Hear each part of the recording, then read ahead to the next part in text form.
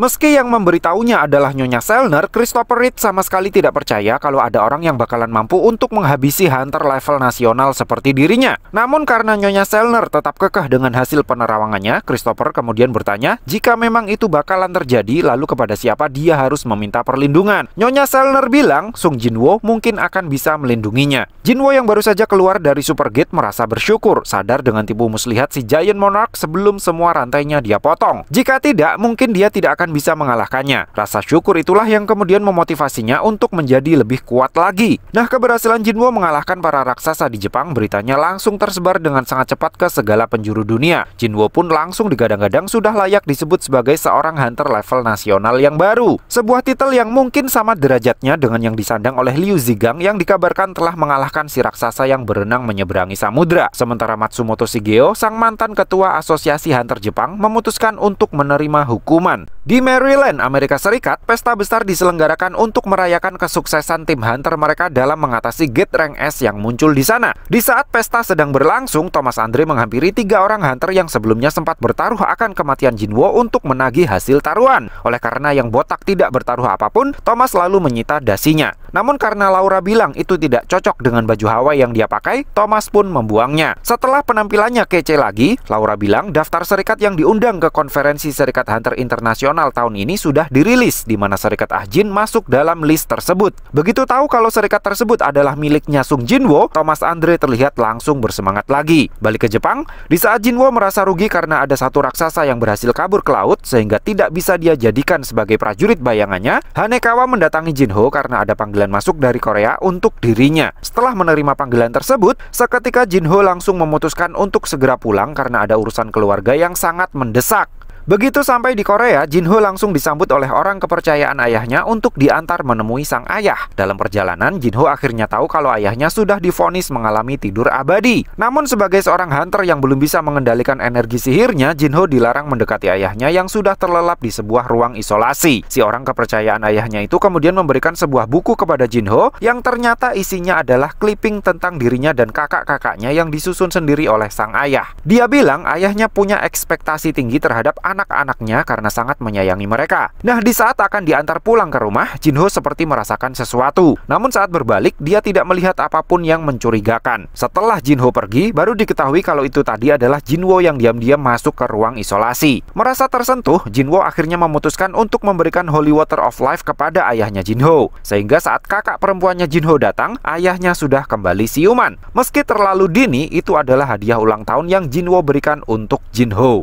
Karena kembali ke Jepang tanpa sepengetahuan Jinho menggunakan Shadow Exchange, Jinwoo merasa perlu untuk kembali ke Jepang lagi. Namun karena masih harus menunggu 2 jam sebelum bisa menggunakan Shadow Exchange-nya lagi, Jinwoo malah jadi bingung sendiri. Di waktu yang sama, di sebuah mansion mewah di Amerika, Hunter Christopher Reed merasa ada seseorang yang menyusup ke rumahnya. Meski suasananya sangat hening, ternyata dia sudah kedatangan 3 orang tamu tidak diundang yang mana salah satunya bisa berbicara menggunakan bahasa monster. Nah, sosok misterius itu bilang Christopher Reed adalah salah satu serpihan cahaya paling terang. Oleh karena tidak paham dengan perkataan si orang misterius yang bilang kalau yang dia ajak bicara adalah suatu entitas di atas yang kekuatannya terhubung dengannya, Christopher yang marah langsung bertransformasi menjadi sesosok Cyclops api dan berniat jika harus mati, paling tidak dia ingin mati bersama salah satu di antara ketiga tamunya itu. Melihat wujud transformasinya si Christopher Reed, kedua tamunya yang lain tampak terkesan dengan kemampuannya. Lalu pertarungan yang meledak-ledak di dalam mansion mewahnya pun terjadi. Di hari terakhirnya di Jepang, ratusan ribu orang berdiri di sepanjang jalan menuju ke bandara yang Jinwoo lalui. Beru yang kebanyakan nonton drama kolosal memberi saran agar Jinwoo melambaikan tangan. Namun Jinwoo ogah melakukannya. Di dalam pesawat, siapa sangka orang yang duduk di sebelahnya adalah Agen Adam White. Agen Adam bilang ada sesuatu yang penting yang ingin dia bicarakan. Lalu dia menunjukkan rekaman video yang menunjukkan kebakaran besar yang melalap mansion mewahnya Christopher Reed. Katanya butuh 1.800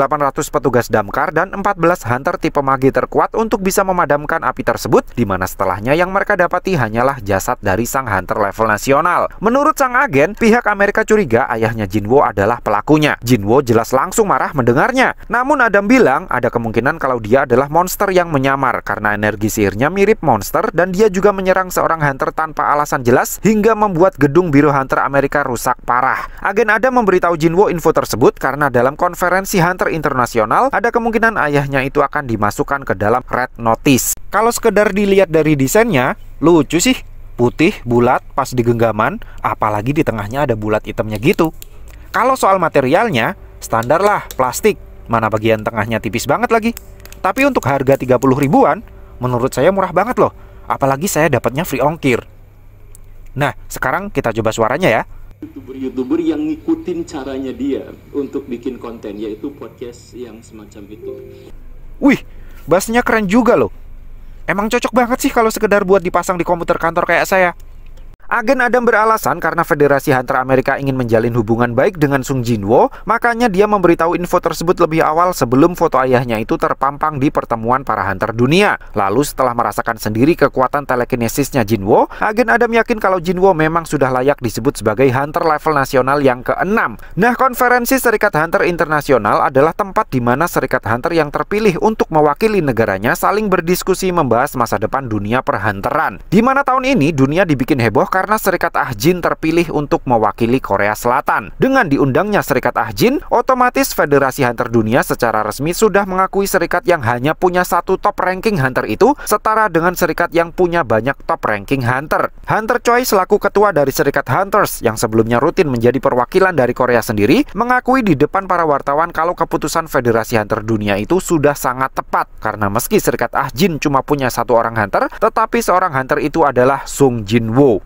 Menurut Hunter Choi, jika definisi anggota serikat adalah sejumlah orang yang bisa diajak bertarung ke medan pertempuran, maka Sung Jinwo sudah punya ratusan yang seperti itu. Pokoknya, meski disudutkan dengan berbagai pertanyaan dari wartawan, Hunter Choi tetap merasa Serikat Ahjin adalah yang paling pantas menjadi perwakilan dari Korea. Selesai melakukan konferensi pers, seorang karyawannya mengatakan ada sebuah gate rank A yang muncul dan Serikat Ahjin tidak mengambilnya. Lalu diketahui bahwa sudah 4 hari sejak kepulangan Jinwo dari Jepang. Namun Serikat Ahjin sama sekali belum membeli satu pun gate untuk diserang. Namun tidak seperti Serikat White Tiger dan Nike yang seperti monyet yang mendapatkan durian runtuh karena Serikat Ahjin yang tiba-tiba pasif, Hunter Choi justru merasa aneh kenapa orang seaktif Sung Jinwo tiba-tiba tidak melakukan apapun setelah pulang dari Jepang. Sementara itu di dalam kantornya, Pak Go mendapatkan laporan dari agen Jinchul kalau Hunter Liu Zigang dari Cina secara pribadi ingin meminta informasi terkait Sung Jinwo. Tapi anehnya, bukan informasi yang bersifat rahasia, melainkan informasi yang sudah menjadi santapan publik.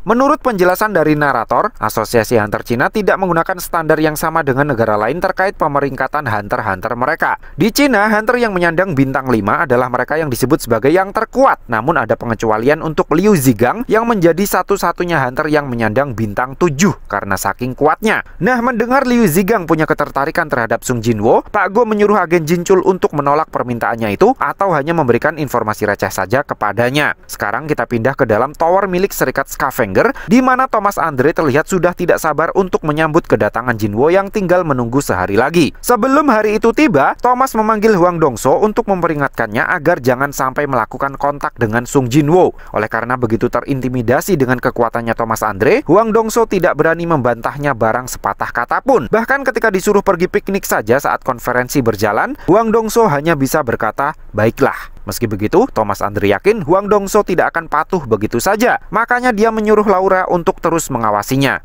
Konferensi Serikat Hunter Internasional akhirnya dimulai. Para perwakilan Serikat Hunter dari berbagai negara sudah berkumpul di Amerika Serikat. Leonard Nierman dan rekannya yang merupakan perwakilan dari Jerman terlihat kaget melihat begitu banyak wartawan yang meliput konferensi tahun ini. Ternyata itu karena ada Sung Jinwo. Nah, Leonard sebenarnya ingin menjalin silaturahmi dengan Jinwo, namun langkahnya langsung terhenti begitu melihat pasukan bayangannya Jinwo. Ternyata Leonard ini bisa tahu kalau tentara bayangannya Jinwo tidak disumon dari dimensi lain. Dengan mata kepalanya sendiri, Leonard melihat semua tentara bayangannya Jinwo bersemayam di balik bayangannya. Dan jika Jinwo mau, dia bisa saja menyulut perang melawan Amerika Serikat saat itu juga. Melihat Leonard yang hanya diam terpaku menatap Jinwo, Jinho pikir dia hanyalah seorang fans yang ingin meminta tanda tangan, namun grogi. Padahal orang yang jelas-jelas sedang grogi justru ada di sampingnya, yaitu agen Wu Jinchul. Bagaimana tidak grogi? Dia yang hanya seorang pemegang lisensi Hunter Rank A harus menjadi bodyguard bagi seorang Hunter Rank SS sekelas Sung Jinwo. Pantaslah kalau dia hanya menjadi bahan ledekan bagi Jinho. Dari semua tamu undangan, satu yang langsung berani menyapa Jinwo adalah agen Adam White yang kini dapat tugas baru sebagai penghubung antara Amerika dengan Sung Jinwo. Begitu bertemu, agen Adam langsung mengajak Jinwo pergi ke suatu tempat, sementara Jinho dan agen Jinchul langsung diantar ke hotel oleh anak buahnya karena ada sebuah informasi yang sangat rahasia yang ingin dia tunjukkan. Dalam perjalanan ke gedung Biro Federasi Hunter Amerika, agen Adam mengatakan pihak Amerika saat ini sedang dalam kondisi tidak baik-baik saja setelah kematian Hunter Christopher Reid. Pihak Amerika berencana mencari penggantinya terlebih dahulu sebelum mengumumkan kematian sang hunter ke publik, dan Jinwo adalah salah satu kandidat terkuatnya. Untuk itu, pihak Amerika tidak segan untuk menawarkan runestone dari naga kemis yang dulu pernah memporak-porandakan Amerika sebagai imbalannya jika Jinwo mau berganti paspor. Namun alih-alih tertarik dengan runestone yang agen Adam tawarkan, Jinwo malah lebih tertarik untuk melihat langsung mayatnya Kemis. Oleh karena tidak tahu di mana mayat Kemis disimpan, agen Adam meminta izin untuk melapor kepada atasannya terlebih dahulu. Begitu sampai di gedung Federasi, agen Adam langsung menghadap Pak David Brennon untuk melaporkan apa yang Jinwo minta. Karena Pak Brennon bingung kenapa Jinwo lebih tertarik dengan mayatnya Kemis ketimbang runestone-nya, dia pun menyuruh agen Adam untuk menunggu di luar karena dia ingin berdiskusi terlebih dahulu dengan agen Connor.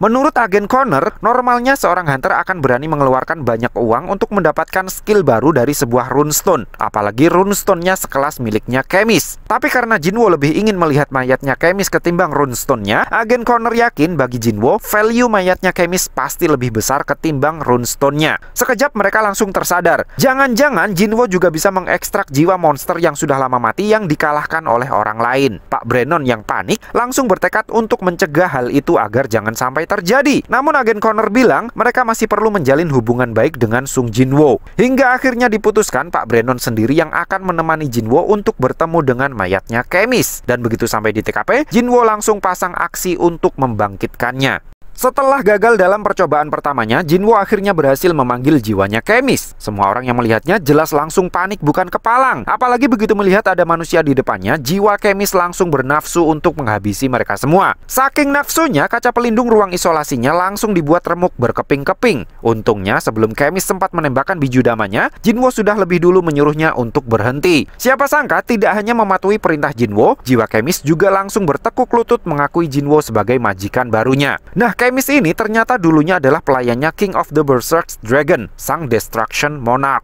Tidak mengherankan jika Jinwo merasakan ego yang sangat kuat dari diri sang naga dan meyakininya sebagai yang terkuat di antara semua monster yang pernah dia temui. Pak Brennon dan agen Connor yang melihatnya jelas sangat terkejut. Bukan hanya karena Jinwo bisa berbicara bahasa monster, tetapi juga karena dia bisa membuat ekor Kemis bergoyang-goyang seperti seekor anjing yang sangat senang sekali bermain dengan majikannya. Mendengar Kemis menyebut nama mantan majikannya, Jinwo jadi curiga kalau sang Raja Naga adalah satu dari 9 monark yang Giant Monarch katakan sebelumnya. Oleh karena Kemis sudah mati sejak 8 tahunan yang lalu, kekuatan Shadow Monarch pun sama sekali tidak mampu untuk mengekstrak jiwanya. Jiwa Kemis yang sudah berhasil Jinwo panggil pun langsung berpamitan setelah pertemuan yang sangat singkat itu. Meski sangat singkat, Kemis mengaku iri dengan para monster yang bisa mengabdikan dirinya kepada Jinwo. Lalu sebelum menghilang sepenuhnya, Kemis memberitahu Jinwo kalau di dunia ini ada 4 orang yang meminjam kekuatan rulers dan Jinwo harus berhati-hati dengan mereka. Setelah resmi gagal menjadikan Kemis sebagai pengikutnya, Jinwo meminta maaf atas semua kerusakan yang dia timbulkan dan berjanji akan menanggung semua ongkos perbaikannya. Pak Brennon dan agen Adam cuma bisa saling berpandangan ketika Jinwo yang gregetan menghancurkan sekalian pintu ruangan dengan sekali pukulannya. Setelah itu agen Adam mengantar pulang Jinwo ke hotel tempatnya menginap, di mana di sana dia bertemu dengan agen Jinchul yang sepertinya sedang kebingungan mencari di mana Yo Jinho. Kata agen Jinchul, Jinho pergi setelah menerima telepon dari Jinwo yang menyuruhnya untuk menunggu di gedung Biro Federasi Hunter Amerika. Jinwo yang merasa tidak pernah menyuruh Jinho untuk menjemputnya seketika merasakan firasat yang tidak baik. Terlebih lagi agen Adam bilang nama Jinho tidak tercantum di daftar buku tamu mereka. Agen Jinchul benar-benar tidak habis pikir, padahal 2 jam sebelumnya seorang hunter dari Serikat Scavenger jelas-jelas sudah menjemputnya. Mendengar hal itu, agen Adam langsung menghubungi pihak Scavenger karena mereka memiliki hubungan yang baik dengan Federasi. Laura yang menerima telepon dari agen Adam seketika langsung curiga kalau itu pasti ulahnya Huang Dongso. Namun agar tidak mencurigakan, dia bilang nanti mereka akan menghubunginya lagi. Saat agen Adam menutup teleponnya, Jinwo sudah tidak ada lagi di dekatnya. Jinwo yang memutuskan untuk mencarinya sendiri langsung menyebar pasukan bayangannya ke segala penjuru kota karena Jinwo lupa menaruh kembali tentara bayangannya di tubuh Jinho setelah kejadian di rumah sakit. Di tempat lain, begitu mendapatkan kabar tersebut, Thomas Andre yang sedang ada urusan langsung memerintahkan semua anak buahnya untuk menemukan Huang Dongso secepatnya sebelum keduluan Sung Jinwo. Sementara Huang Dongsonya sendiri terlihat sudah mengoploki Jinho di suatu tempat. Dengan berdiri di atap sebuah gedung pencakar langit, Jinwo memperhatikan dengan seksama setiap experience yang dirasakan oleh prajurit bayangan yang dia sebar. Karena belum ketemu-ketemu, Jinwo sempat menduga kalau Jinho mungkin sudah dibawa keluar kota. Tapi sebagai pemegang lisensi Hunter Rank D, Jinwo yakin Jinho pasti akan melawan jika ada yang mencurigakan. Namun karena satu-satunya petunjuk yang dia miliki hanyalah si pelaku merupakan anggota serikat Scavenger, Jinwo langsung yakin kalau otak udang di baliknya adalah Hwang Dong-so yang ingin membalas dendam atas kematian kakaknya. Merasa bersalah atas apa yang terjadi kepada Jinho, kali ini Jinwo benar-benar terlihat sangat marah. Sementara itu di kantornya, Thomas Andre masih belum mendapatkan info juga terkait posisi Hwang Dong-so. Sebagai sesama Hunter Rank S, Thomas yakin Hwang Dong-so pasti tahu betul kalau Jinwo bukanlah tandingannya. Namun karena dia masih nekat bikin gara-gara, Thomas yakin satu-satunya alasannya adalah Dong-so percaya kalau Thomas pasti bakalan ikut turun tangan membantunya. Thomas kemudian menghubungi Laura untuk menanyakan perkembangannya, dan Laura bilang ada 3 lokasi yang sering dikunjungi oleh Hwang Dong-so dalam 1 bulan terakhir. Begitu mendapatkan info dari Laura, Thomas langsung menggerakkan seluruh anggota serikatnya untuk mencari di ketiga lokasi tersebut. Laura bilang Biro Federasi Hunter mau membantunya melacak Hwang Dong-so karena dia bilang kepada mereka jika Hwang Dong-so tidak segera ditemukan, mungkin akan terjadi clash antara Thomas Andre versus Sung Jinwo. Gara-gara omongannya Laura itulah seluruh karyawan di Federasi jadi heboh. Apalagi begitu mendengar kabar kalau seluruh jadwal raid serikat Scavenger tiba-tiba dibatalkan dan seluruh hunternya bergerak menuju ke suatu tempat. Nah, di sebuah pabrik kosong, Hwang Dong-so dan 2 rekannya terlihat sudah mengoploki Jinho hingga babak belur. Namun Dong-so masih belum puas karena Jinho belum mengatakan apa yang ingin dia dengar. Dong-so sendiri sudah menyiapkan seorang healer canggih yang siap untuk mengobati Jinho setiap kondisinya mulai memburuk, sehingga dia bisa puas menyiksa Jinho sampai dia bilang kalau Sung Jinwo yang menghabisi kakaknya. Namun siapa sangka, meski kocrot sana-sini, Jinho tetap nekat mengacungkan jari tengahnya ke mukanya Dong-so. Hwang Dong-so jelas makin brutal menyiksanya, sampai-sampai 2 rekannya takut kalau Jinho bakalan terbunuh. Saat Hwang Dong-so mulai menunjukkan sisi psikopatnya, sesosok bayangan muncul. Karena yang muncul adalah seekor orc, Hwang Dong-so sempat menduga kalau ada dungeon break yang terjadi di dekat TKP. Dong-so yang merasa tidak punya waktu untuk bermain-main, langsung maju untuk mengoplok si orc itu dengan tangannya sendiri, tanpa dia tahu kalau orc itu adalah salah satu prajurit bayangannya Jinwo. Di Korea, ibu dan adiknya Jinwo terlihat mulai khawatir dengan kondisi Jinwo saat ini. Dalam hati, Beru bilang mana mungkin ada orang yang cukup kuat untuk membuat rajanya itu celaka. Lalu saat siaran di TV menampilkan mukanya Jinwo, Beru tiba-tiba merasakan amarah Jinwo yang bikin bulu kuduknya merinding. Kondisi yang sama juga terjadi kepada bayangannya Jinwo yang lain, termasuk yang menempel di tubuh ketua serikat Nike. Nah, balik lagi ke Amerika. Karena tidak sabar dengan kecepatan mobil yang dikendarainya, Thomas Andre memutuskan keluar paksa dari dalam mobil dan memilih berlari menuju ke TKP. Sementara di TKP, Hwang Dong-so terlihat sudah merasakan bogem mentahnya Jinwo yang bertukar posisi dengan si orc yang tadi. Begitu sampai di TKP, Jinwo langsung memberikan ramuan penyembuh kepada Jinho. Namun karena kondisinya sudah terlalu buruk, ramuannya itu tidak ngefek sama sekali. Sambil menahan marah, Jinwo bilang jika salah satu dari 2 anteknya Hwang Dong-so ada yang seorang healer, cepat sembuhkanlah Jinho. Namun karena malah kebanyakan bacot, Jinwo langsung mengoplok salah satunya sampai tepar. Satunya lagi langsung ikut dibikin tepar karena dia bilang dia bukan seorang healer. Setelahnya, giliran Hwang Dong-so yang dia koploki gara-gara terus memaksa Jinwo untuk mengaku kalau dialah yang telah menghabisi kakaknya. Meski Dong-so adalah seorang Hunter Rank S yang sudah di-upgrade kekuatannya oleh Nyonya Selner, di depan Jinwo kekuatannya itu sama sekali tidak ada apa-apanya. Jangankan menyerang balik, menahan setiap serangannya Jinwo pun dia tidak mampu. Lalu di saat nyawanya sudah hampir habis, Thomas Andre datang. Namun Jinwo sama sekali tidak peduli dengan peringatannya agar berhenti mengoploki Hwang Dong-so. Karena setelahnya Thomas malah main perintah kepadanya, seperti kain lap yang sudah kumuh, Jinwo melempar tubuh Hwang Dong-so begitu saja untuk berganti menantang Thomas Andre.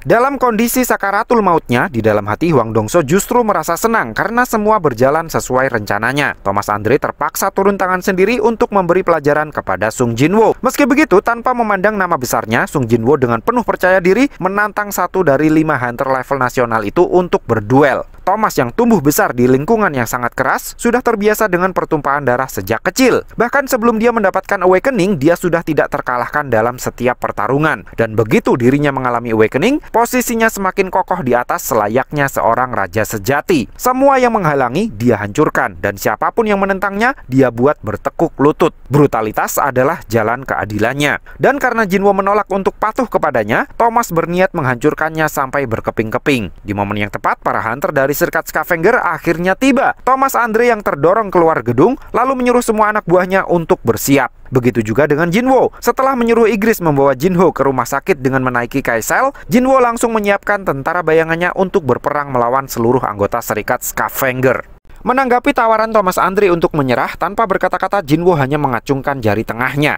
Gara-gara kode universal tersebut, Thomas Andre langsung murka. Perang besar pun sudah tidak bisa terelakkan lagi. Dengan tenaga monsternya, Thomas Andre langsung menerobos lurus ke depan menghancurkan barisan tentara bayangannya Jinwo. Meski sempat terhenti karena terhalang bariernya Tusk, Thomas langsung melesat lagi seperti peluru meriam menembus bagian kepalanya Tusk mode raksasa. Begitupun Jinwo, semua hunter yang berhasil menembus pertahanannya juga sudah berhasil dikuaplok jatuh olehnya dan pasukan bayangannya. Nah, saat Thomas melesat lurus ke arah Jinwo, Iron mencoba menghadangnya, namun dia langsung habis dikepret Thomas dengan satu tangannya. Tidak mau menyia-nyiakan kesempatan, Jinwo langsung membacok bagian perut Thomas menggunakan golok andalannya. Namun bacokannya itu ternyata tidak ngefek sama sekali, malahan setelahnya Jinwo yang dikepret terbang oleh Thomas. Begitu tubuh Jinwo melayang di udara, Thomas langsung menggunakan skill telekinesis untuk menangkapnya. Jinwo yang sempat kaget mengetahui Thomas bisa menggunakan skill itu, kemudian membalasnya dengan menggunakan Dominator Touch yang membuat Thomas tidak bisa menggerakkan tubuhnya lagi. Thomas jelas bingung apa yang sebenarnya Jinwo rencanakan. Di saat dirinya menarik tubuh Jinwo untuk mendekat, Jinwo malah menggunakan daya tariknya itu untuk menyerang balik. Dan boom! Satu koplokan mantap dari Jinwo mendarat mulus di tubuhnya Thomas hingga membuatnya terlempar cukup jauh ke belakang. Thomas jelas tidak menyangka satu pukulannya Jinwo itu bisa membuatnya berdarah meski hanya sedikit. Kemudian di saat Thomas masih belum siap menyerang balik, Jinwo sudah datang lagi memberi pukulan bertubi-tubi yang membuat Thomas semakin murka lalu memutuskan untuk menggunakan reinforcement.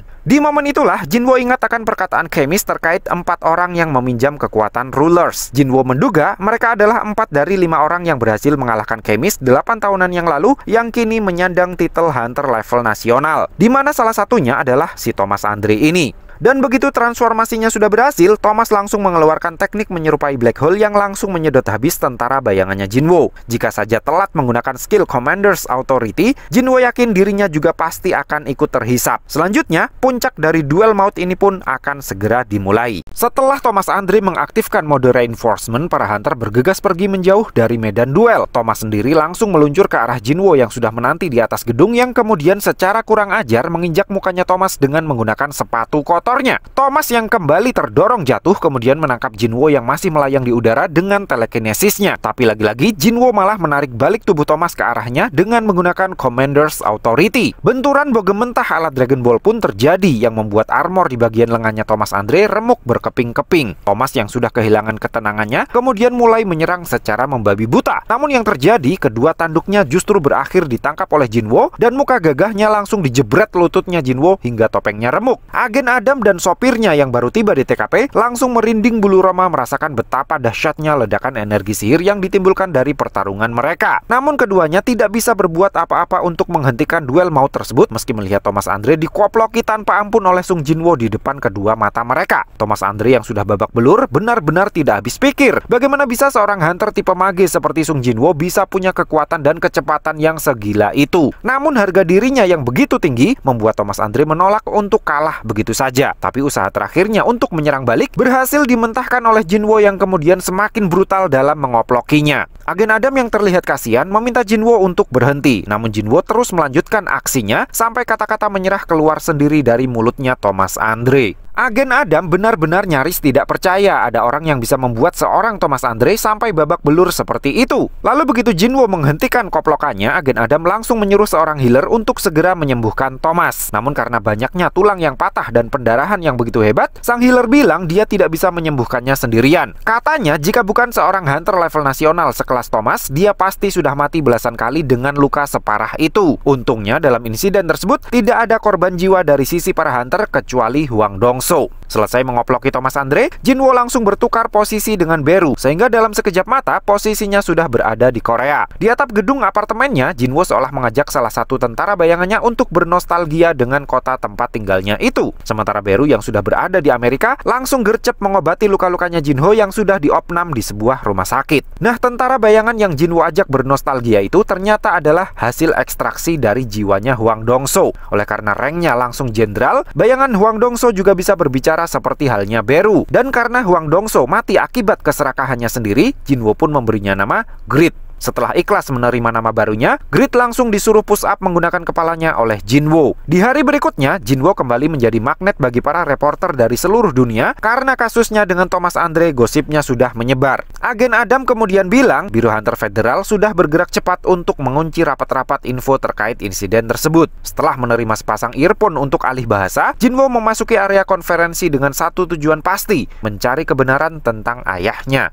Masuknya Jinwoo ke ruang konferensi diiringi bisik-bisik dari peserta lain terkait insidennya dengan Thomas Andre dan kesuksesannya mengatasi dungeon break di Tokyo. Dan begitu Jinwoo duduk di kursinya, Dr. Belzer langsung membuka konferensi dengan mengumumkan hasil penelitiannya yang cukup menggemparkan. Meningkatnya jumlah gate dan monster yang muncul akhir-akhir ini ternyata bukan satu-satunya fenomena mengerikan yang sedang terjadi di seluruh dunia. Menurut hasil penelitiannya, Dr. Belzer bilang saat ini muncul aktivitas tidak biasa di langit di mana konsentrasi energi sihir yang diserap ke dalam atmosfer bertambah sangat padat. Dia menyebutnya sebagai Magisphere. Ada 9 kota dari 9 negara yang memiliki Magisphere yang sangat padat di atas langitnya, di mana yang paling kuat berada di atas langit Seoul, Korea Selatan. Begitu mendengar kata Korea, semua mata hadirin dan hadirat langsung tertuju kepada Sung Jinwoo. Namun Dr. Belzer bilang, itu tidak ada hubungannya dengan Jinwoo, karena jika dia bisa mengendalikan Magisphere, dia pasti sudah menjadi dewanya para hunter. Jinwoo yang mendengar jumlah Magisphere ada 9, langsung curiga kalau itu pasti ada hubungannya dengan 9 monark. Dr. Belzer mengatakan saat ini masih belum ada solusi untuk masalah tersebut karena penyebabnya juga masih belum diketahui. Tapi satu hal yang pasti, dunia akan segera mengalami suatu masalah yang sangat besar. Setelahnya Pak David Brennan mengambil alih mimbar untuk mengabarkan berita lelayu. Di depan para tamu, Pak Brennan mengumumkan bahwa Hunter Christopher Reed tewas dibunuh 2 minggu sebelum konferensi dimulai. Mendengar info tersebut, para hadirin dan hadirat langsung heboh. Bagaimana bisa ada orang yang bisa membunuh seorang hunter level nasional? Oleh karena Jinwoo baru saja dikabarkan membuat Thomas Andre babak belur, kecurigaan mereka semua pun langsung tertuju kepadanya. Namun Pak Brennan segera melanjutkan pidatonya agar para hadirin tidak terburu-buru mencari kambing hitam. Pak Brennan kemudian menampilkan foto ayahnya Jinwoo terkini dan saat masih muda serta melabelinya sebagai tersangka utama. Oleh karena wajahnya terlihat sangat mirip, para pemirsa jadi semakin tidak berani melirik ke arah Jinwoo. Jinwoo sendiri terlihat mulai kesal. Pada dasarnya dungeon memang wilayahnya para rulers, tetapi dia tidak habis pikir kenapa mereka mengirim monster yang penampilannya menyerupai ayahnya. Pak Brennan mengatakan si tersangka utama ini mereka temukan di dalam sebuah gate yang terbuka di salah satu wilayah di Amerika. Oleh karena dia berbicara bahasa Korea, dimintailah bantuan Hunter Hwang Dong-so untuk menginterogasinya. Namun tanpa alasan yang jelas, dia menghajar Hunter Hwang Dong-so dan kabur dari interogasi dan menyebabkan markas Biro Hunter terbakar hebat. Pak Brennan curiga ada monster humanoid lain yang berhasil keluar dari gate yang berbeda untuk kemudian menggerebek rumahnya Christopher Reed secara bersama-sama. Saat video yang menampilkan ayahnya muncul di layar, Jinwoo mendengar ayahnya mengatakan sesuatu kepada Hwang Dong-so. Jelas sekali di telinga Jinwoo kalau ayahnya itu sedang memperingatkan Hwang Dong-so agar jangan pernah pergi ke Korea lagi. Dia mengatakan itu bukan untuk melindungi Jinwoo, melainkan untuk menyelamatkan Hwang Dong-so agar jangan sampai kesengsaraannya dibawa sampai mati. Mendengar kata-kata itu, Jinwoo langsung yakin 100% kalau dia memang adalah ayahnya dan dia sudah tahu tentang kekuatannya Jinwoo. Kecurigaannya Jinwoo itu pun langsung dikonfirmasi kebenarannya oleh Grid yang merupakan korban langsung dari bapaknya itu. Pak Brennan mengangkat topik tersebut di konferensi karena dia ingin meminta bantuan kepada seluruh serikat yang hadir agar sudi melaporkan kepada mereka jika ada yang melihat tersangka. Lalu satu persatu peserta mulai bertanya, yang mana dari pertanyaan mereka itu akhirnya dikonfirmasi kalau energi sihir yang dipancarkan oleh tersangka sama persis dengan energi sihirnya para monster. Meskipun dia tetap kekeh mengaku sebagai seorang manusia tulen. Seseorang kemudian bertanya, jika dia beneran manusia, kenapa Pak Brennan tidak mengungkapkan saja langsung identitasnya? Pak Brennan bilang sebenarnya dia tidak ingin mengungkapkannya sekarang karena si tersangka punya hubungan dengan salah satu peserta konferensi. Namun atas desakan dari Liu Zigang, akhirnya Pak Brennan secara resmi mengkonfirmasi kalau si tersangka adalah ayahnya Sung Jinwoo. Lagi-lagi seluruh ruangan jadi heboh sendiri. Liu Zigang kemudian bertanya langsung kepada Jinwoo apa yang akan dia lakukan sekarang. Jinwoo bilang jika dia memang monster, dia sendiri yang akan menghabisinya. Namun jika ternyata dia memang ayahnya, maka meski seluruh dunia akan menjadi musuhnya, Jinwoo pasti akan pasang badan untuk melindunginya. Begitu konferensi selesai, Agen Adam benar-benar tidak habis pikir. Bagaimana bisa Jinwoo mengatakan kata kata-kata provokatif semacam itu langsung di depan 500 top ranking hunter dari 120 negara. Dia pikir hanya ada satu orang yang mungkin berani mengatakan hal semacam itu di dunia ini. Tapi orang tersebut nyatanya saat ini sudah dibikin masuk ke rumah sakit oleh Sung Jinwo. Agen Adam kemudian mengundang Jinwo untuk menghadiri pesta yang sudah dipersiapkan oleh Biro Federasi. Namun belum sempat Jinwo menjawabnya, Liu Zigang dan rombongannya sudah keburu datang menghampiri mereka. Karena Agen Adam ternyata juga bisa berbahasa Mandarin, dia lalu menerjemahkan kata demi kata yang Liu Zigang katakan. Berkat itu, Jinwo akhirnya tahu kalau raksasa yang kabur ke laut telah dikalahkan oleh Liu Zigang. Karena tahu betapa kuatnya satu raksasa yang dia kalahkan, sang hunter jadi penasaran ingin bertemu langsung dengan orang yang sudah mengalahkan semua yang muncul di Jepang. Dan terkait insiden yang menimpa Thomas Andre, Liu yakin Thomas lah yang salah. Liu Zigang juga berharap si tersangka utama bukanlah ayahnya Jinwo. Setelah Liu Zigang berlalu, Pak Brennon menghampiri Jinwo dan memintanya untuk ikut bersamanya menemui Nyonya Selner. Di depan Jinwo, Nyonya Selner bercerita kalau setiap malam dia bermimpi melihat para hunter terkuat diburu oleh sesuatu. Lalu mimpinya itu menjadi nyata dengan kematian hunter Christopher Reed. Nyonya Selner bilang satu persatu hunter terkuat akan mati karena ada satu entitas yang terus memburu mereka. Tapi maksud dan tujuan Nyonya Selner menceritakan itu kepada Jinwo bukan untuk memperingatkannya, melainkan untuk meminta bantuannya agar mau melindungi para hunter yang lain. Nyonya Selner berkata,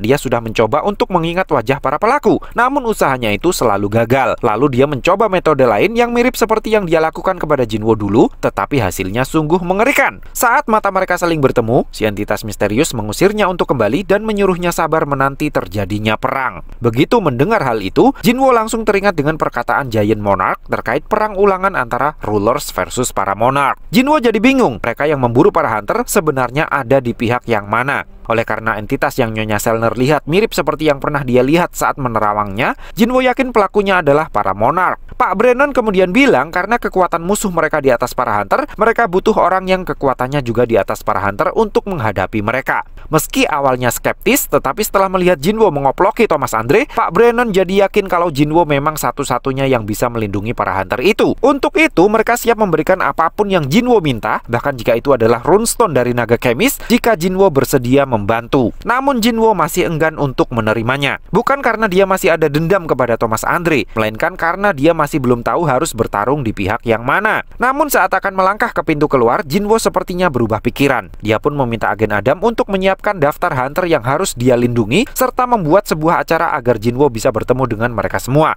Lalu Biro Federasi Hunter pun menyelenggarakan sebuah pesta di malam terakhir konferensi Hunter Internasional untuk mengakomodir permintaannya Jinwo. Berkat pertolongan dari Beru, Jinho terlihat sudah sembuh total saat pesta berlangsung. Jinho benar-benar merasa terharu karena demi menyelamatkan dirinya, Jinho sampai koplok-koplokan dengan Thomas Andre. Di momen inilah skill bisnisnya Jinho akhirnya teruji. Jinho meminta Jinho untuk menghandle masalah bisnis dengan seorang CEO yang mendatangi mereka karena tertarik dengan mayat para raksasa yang Jinho kalahkan di Jepang. Sesaat kemudian, Agen Adam datang untuk menyerahkan daftar 10 hunter yang akan Jinho lindungi. Prioritas dari daftar tersebut disusun berdasarkan besarnya pencapaian dari masing-masing hunter. Menurut Agen Adam, jika keberhasilan Jinwo menangani Super Gate di Jepang ikut dihitung, posisi Jinwo ada pada urutan ketiga atau keempat di bawah Thomas Andre dan Liu Zigang. Nah, meski dalam daftar hanya ada 10 hunter, tetapi Jinwo memutuskan untuk menempelkan bayangan di semua hunter yang ada di pesta agar bisa lebih cepat dalam melacak keberadaan para monarch dan mengetahui dengan pasti siapa kawan, siapa lawan. Beberapa waktu setelahnya, suasana pesta jadi sedikit menegangkan karena Thomas Andre datang. Dengan satu tangannya di gips, Thomas mendatangi Jinwo untuk berterima kasih karena Jinwo tidak menghabisi seluruh anak buahnya. Thomas juga mengundang Jinwo untuk menghadiri acara pemakamannya Huang Dongso meski tahu dosa anak buahnya itu tidak layak untuk dimaafkan. Setelahnya, Thomas pergi. Kata Laura, Thomas ingin meminta kontaknya Jinwo karena dia ingin memberikan Jinwo hadiah. Laura bilang jika Jinwo menolak hadiahnya, maka Thomas akan merasa kalau harga dirinya sudah diinjak-injak. Alhasil, Jinwo bilang sebuah golok yang bagus mungkin sudah cukup. Setelah Laura pergi, Agen Adam melanjutkan pembicaraannya dengan Jinwo terkait hunter yang ada di dalam list. Di saat itulah, Jinwo baru sadar kalau hunter nomor 6 tidak ada di ruang pesta. Menurut info dari Agen Adam, pemerintah Brazil diam-diam sedang melakukan pencarian terhadapnya yang sudah hilang kontak sejak beberapa hari sebelumnya. Jinwo pikir dia pasti juga sudah wallahu a'lam, sehingga kini tinggal tersisa 7 hunter saja yang perlu dia jaga. Sementara itu di Korea, Pak Go yang sedang sendirian di kantornya kelihatannya sedang kurang enak badan. Ternyata Pak Go dulu sempat divonis usianya tinggal tersisa 6 bulan. Namun ajaibnya buktinya sampai sekarang dia masih sehat walafiat, meskipun masih tetap harus rutin minum obat. Setelah menutup telepon dari istrinya yang mengingatkannya untuk jangan lupa minum obat, Pak Ago tiba-tiba merasa seperti terisolasi dari dunia luar dan seorang tamu misterius terlihat sudah duduk di kursi tamunya dengan niat yang sepertinya jahat.